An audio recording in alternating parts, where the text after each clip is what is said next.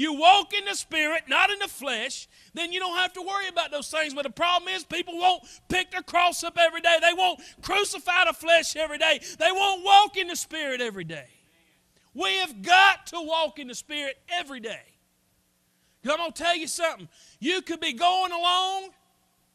Guess what? If Joseph wouldn't have got up that day and said, you know what? I don't need this flesh. I need the Spirit. God, I need you to be with me today. If he wouldn't have been spending time seeking God and serving God, y'all better listen to me. This temptation would have come his way and he would have failed.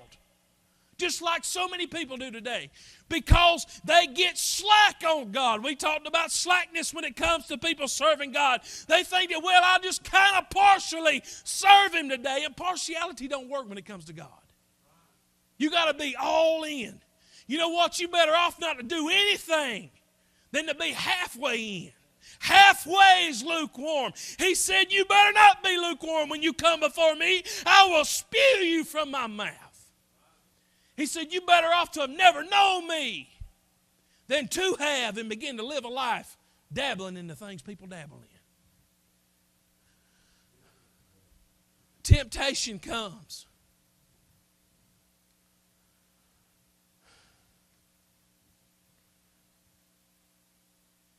Look here, I'm going to tell you something. When people see you begin to, listen, when people see God begin to bless you, they'll do anything they can to hinder you. If y'all got a pencil, you better start writing this stuff down. People will do anything they can to hinder you. In this example, this particular lady, Potiphar's wife, she said, hey, you know what? I'm going to get him. Now, see, her problem was, I don't think she was just out trying to frame him. She actually desired him. She was after him. She wanted him.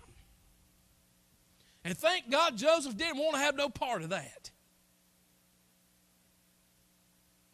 But you know what? Today, all it would take is somebody batting an eye at you or smiling at you real nice or giving you that compliment you don't ever hear from somebody else. And, I'm going to tell you what, people be out the door and gone. That's the way it is today. That's the way it is. You get somebody else to pay you more attention than what you're already getting, and people are gone. Aren't they? I might get some double and triple amens tonight, Brother Dean, on this one.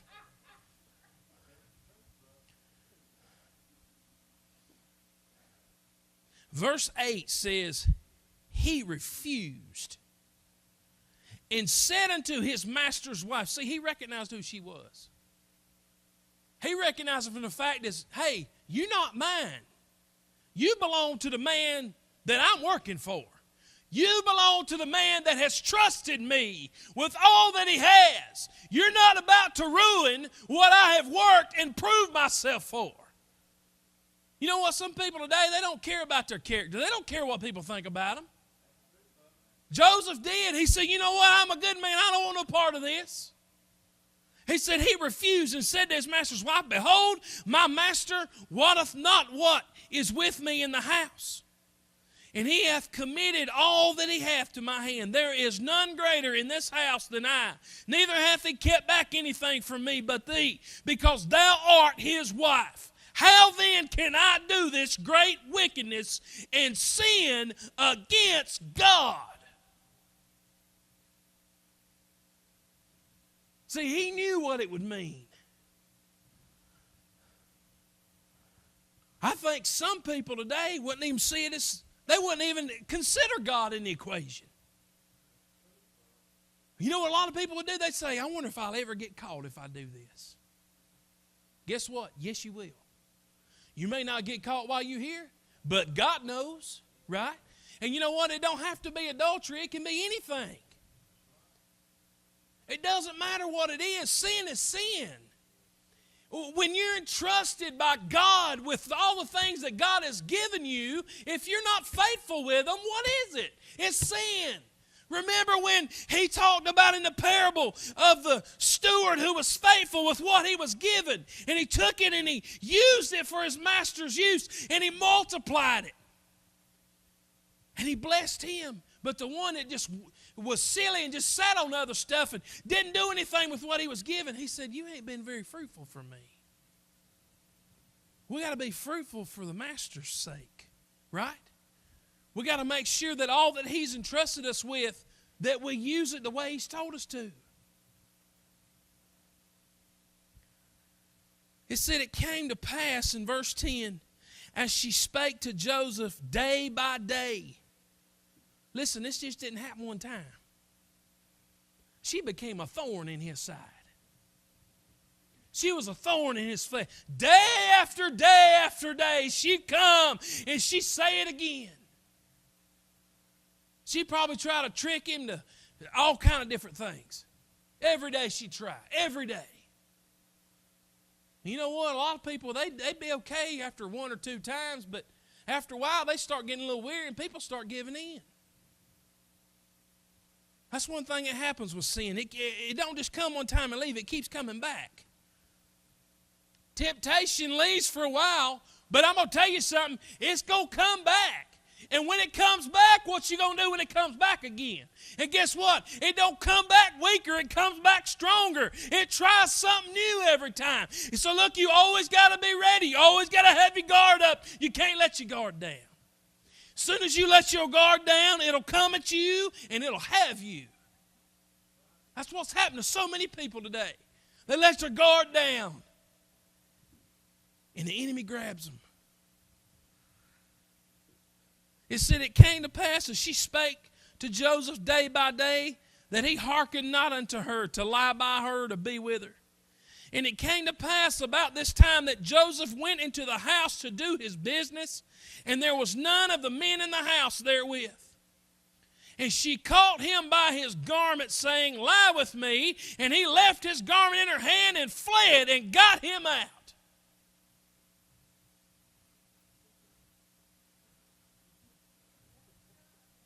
Can you just picture this in your mind? There goes a streaker. He was a-running. I said, you can have that, I'm gone. He was gone. He's fixing to go on another journey. All because he was being faithful. Y'all better listen to me. Some of y'all been faithful in things, but you'll still go from a pit to a prison. It happens to people every day. People live the same situations and circumstances that have happened. That's why God has given us this word, so we will know what to do when it comes our way. It said he left his garment with her, and he got out.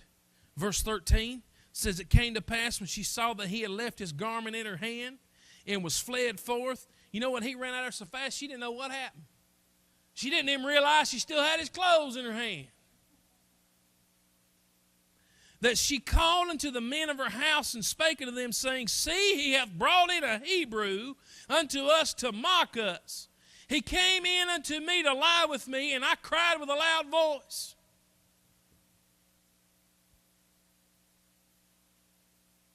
When people try to corner you up and you tell them no and you run, they'll lie on you. You better write that down too. Verse 15, it came to pass when he heard that I lifted up my voice and cried, that he left his garment with me and fled and got him out. And she laid up his garment by her until his Lord came home.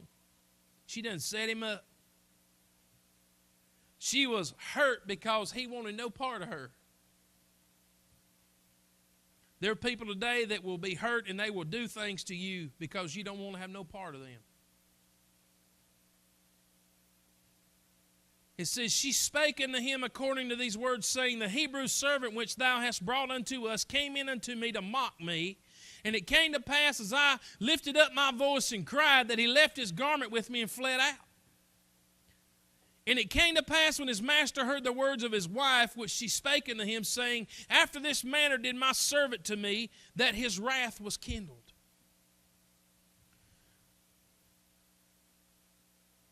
And don't forget, this was the same master that saw God blessing Joseph. he was blessing his house. He was blessing everything that Joseph had anything to do with. And so therefore,